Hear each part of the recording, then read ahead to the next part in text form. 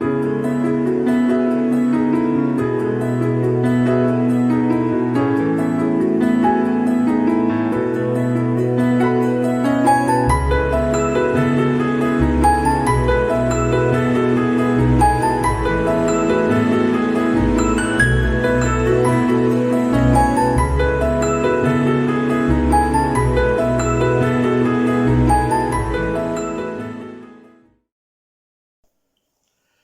mediados del siglo XIX, un grupo de pintores franceses abandonaron las directrices de la academia y se fueron al campo a reproducir la naturaleza con los campesinos tal y como eran y lejos de cualquier romanticismo. La escuela de Barbizon creó la corriente realista del arte moderno, que desde el principio fue acusada de propagar contenidos críticos y políticos. Sobre Jean-François Millet, uno de los más destacados miembros de este grupo, dijeron sus biógrafos: Millet, hijo de campesinos, ha querido experimentar la tierra tal y como la había visto en todo su esplendor, pero también en toda su brutalidad. Este conocimiento hirió profundamente las tradiciones y formación recibidas.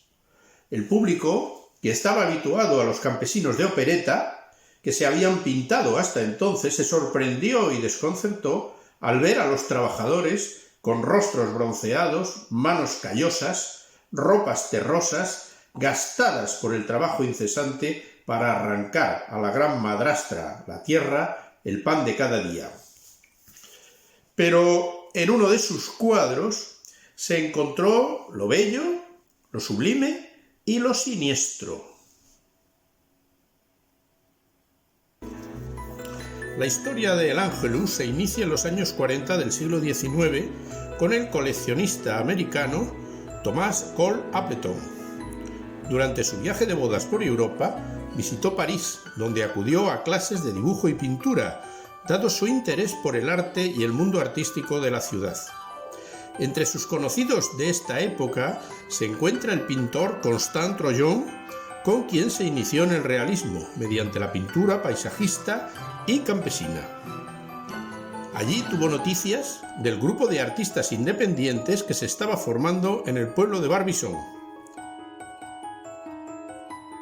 Appleton pudo conocer a Jean-François Millet durante la exposición del Salón Oficial de París de 1848. Millet, por fin, había conseguido exponer 2 cuadros. Eran obras modestas, una de ellas un campesino cribando el grano en la oscuridad de su almacén.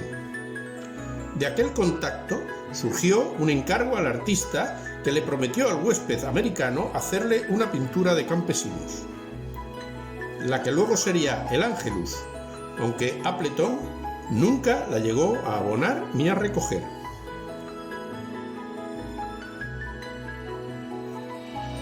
En 1848, un año trágico para París, la Revolución Popular incendió las calles con sus barricadas. Además, una epidemia de cólera obligó a abandonar la ciudad a Millet y a su familia. Su destino será Barbizon, donde le espera su amigo el pintor Rousseau. Hacia 1857 pinta un cuadro de campesinos, un matrimonio. La madre sostiene un bebé. El cuadro, el injerto en un árbol. A estos mismos personajes los encontramos también en el cuadro Sembrando patatas. En pocos días visita a los modelos y ahora los dibuja en la puerta de su vivienda. El bebé está enfermo en manos de su madre. L'enfant malade, el niño enfermo. En 1858, Millet pinta de nuevo a los mismos campesinos, ahora rezando al atardecer. Oración por la cosecha de patatas. ¿Estaban enterrando al niño o estaban rezando el Ángelus? La primera hipótesis es la del entierro. Se ha justificado que el niño aún no estaba bautizado y por esa razón era enterrado en el mismo campo de labor. De ser así, estaría justificada la desagradable sorpresa que la obra causó en los pintores Rousseau y Troyon. Desde luego el cuadro no respondería al encargo de Appleton. Millet cambió el tema, sustituyendo el pequeño féretro por la cesta de patatas, y desvió el asunto y el título hacia el rezo del Ángelus. Él lo justifica en sus escritos recurriendo al rezo familiar con su abuela.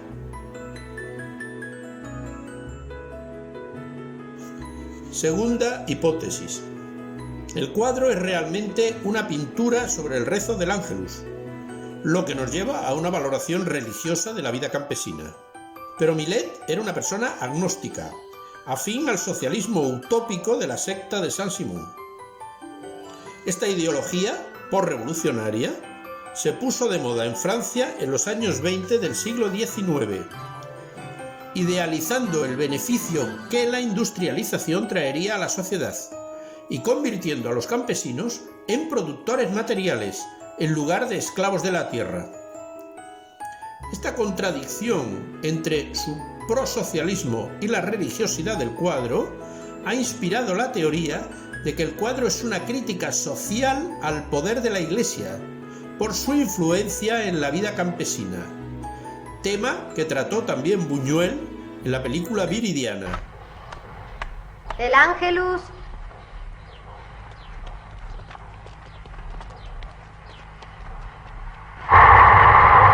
El ángel del Señor anunció a María. Y concibió por obra del Espíritu Santo. Dios te salve María, llena eres de gracia, el Señor. En el Ángelus se acentúa la importancia de un elemento del cuadro, el campanario de la lejana iglesia. Es la iglesia de San Pablo, en la cercana localidad de Chilly. Lo que no tiene justificación alguna, y así lo expresan algunos autores, es que el cuadro esté pintado al atardecer, cuando el Ángelus es una oración de mediodía. La sombra de los personajes no deja lugar a dudas.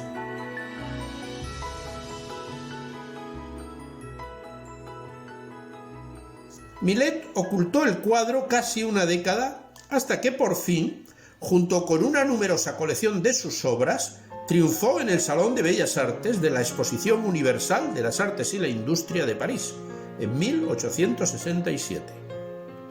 Pese al amontonamiento de los cuadros, la pintura realista francesa fue la protagonista de la muestra, con su descubrimiento internacional. 8 años después fallecía Millet a los 61 años de edad, pero agraciado finalmente por el reconocimiento artístico. El éxito multiplicó el valor de su pintura en poco tiempo. El Louvre compró el Ángelus por $500,000 de francos. Se trata de un cuadro de pequeñas dimensiones que hoy se encuentra en el Museo d'Orsay de París. Cuando el Ángelus descansaba en las salas museísticas francesas, nada hacía suponer que estaba a punto de renacer, con una nueva vida mucho más desconcertante. El pintor Salvador Dalí, conocedor de la noticia de la primera versión del cuadro, había escrito la obra El mito trágico del Ángelus de Millet, que publicó en 1963, cuando le pidió al Louvre que radiografiaran el cuadro. La borrosa placa definía con claridad una caja rectangular en lugar del cesto de patatas del cuadro, con lo que se daba por cierta la teoría del niño muerto.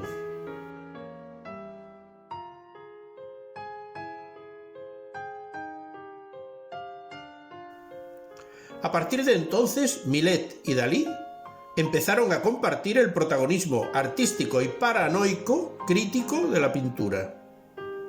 El Ángelus, convertido en una estrella del firmamento surrealista, se multiplicó en decenas de cuadros mediante transformaciones oníricas, cada una más enigmática y fantástica, pero ahora con el trasfondo de la sexualidad, la fecundidad y la muerte.